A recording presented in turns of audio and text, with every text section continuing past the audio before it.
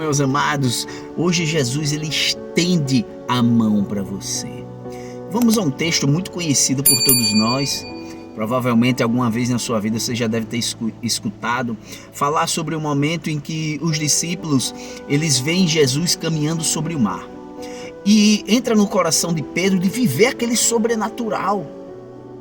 Então ele fala com Jesus: eu quero também isso aí, quero viver sobrenatural. E ele vai caminhar sobre... Jesus ele diz: vem. E ele começa a andar sobre o mar.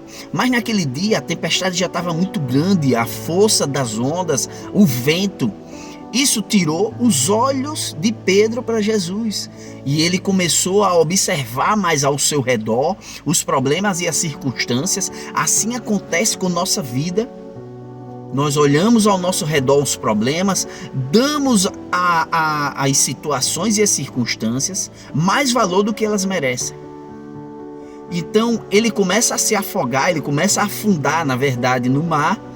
E ele entra em desespero. Mas o que me faz entender nesse momento como é que um pescador que convive com o mar diariamente, ele começa a entrar em desespero e quando começa a se afogar. Geralmente ele vai saber nadar.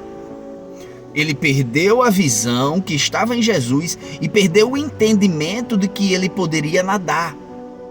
Por quê? Porque ele tirou os olhos de Jesus. E ele começa a gritar. Você grita geralmente por uma pessoa que está longe. Epa, fulano, preciso da sua ajuda. Mas a palavra diz que estendendo a mão. Ou seja, Jesus não estava longe. Jesus estava perto.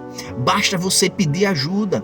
E Jesus ele diz: homem de pequena fé, porque duvidastes?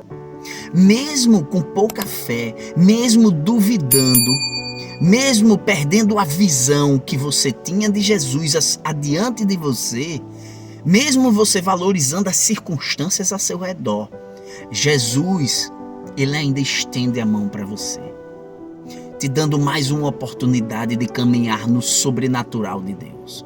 E hoje, Jesus ele quer te levar novamente para esse sobrenatural. Hoje, Jesus quer fazer com que você entenda que ele é o verdadeiro caminho.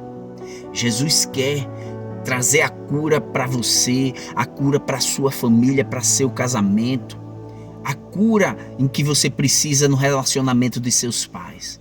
Hoje Jesus ele quer trazer essa cura, porque ele é o verdadeiro caminho, a verdade e a vida. Busque Jesus.